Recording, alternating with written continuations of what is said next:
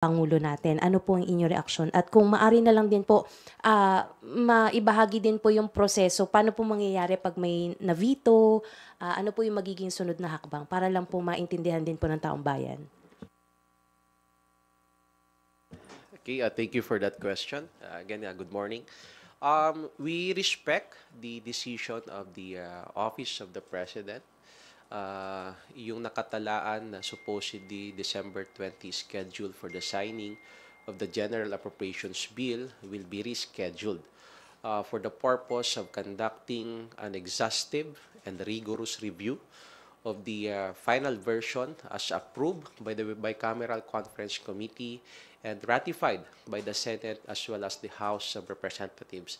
You know, under the Constitution, the President can exercise his veto power in all laws being passed by Congress. So malinaw ho dito